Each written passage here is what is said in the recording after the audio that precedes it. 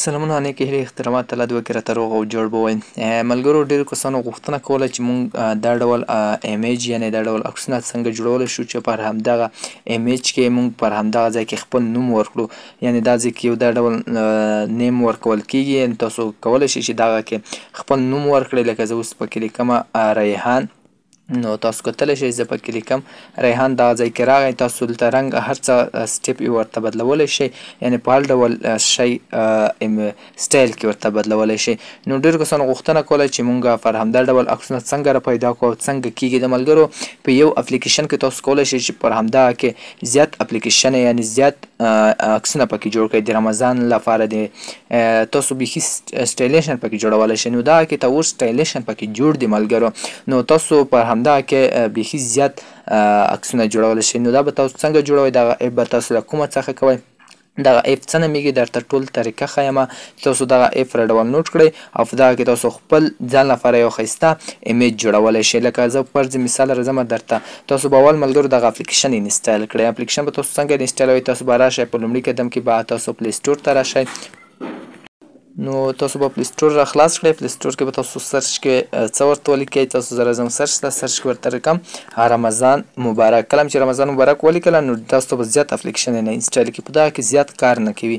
نو ملګرو تاسو پرې نه پوهېږئ، لږ بل تاسو لاندې راشئ، دغه یو چې کوم دی دغه به تاسو را انسټال کړئ.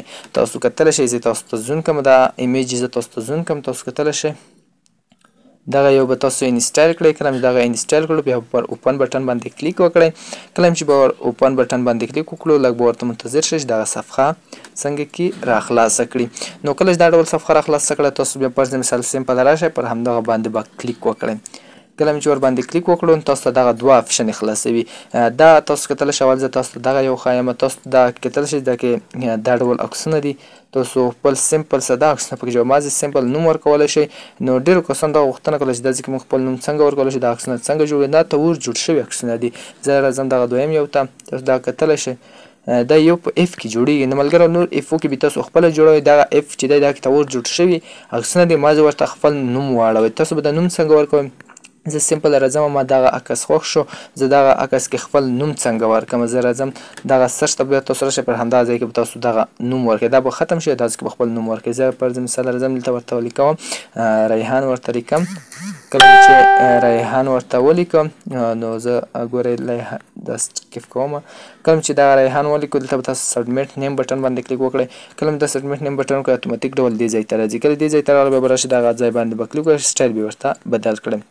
څه ډول سټایل کې غواړئ، ټول سټایلونه پکې کېدي. نو ملګرو زه راځم دلته یو سټایل ورکوم، دغه سټایل مې خوښ شو. کله چې دغه دا ځای باندې پرېښی بیا به راشئ کلر ته. کله چې باندې کلر باندې کلیک وکړئ تاسو یو رنګ هم ورته انتخاب کولی شئ. راشئ دا ځای باندې کلیک وکړئ او دغه ځای زیات پورته کړئ. ګورئ کله چې دغه رنګ ورکړو نو دوباره دویم یو ته راشئ، دغه اوکې کړئ، رنګ یې دا ډول کېږي. راځم دغه دویم د بل یو ته دغه ځای کې رنګ دا ډول ورکوم، یو سور او بل شین.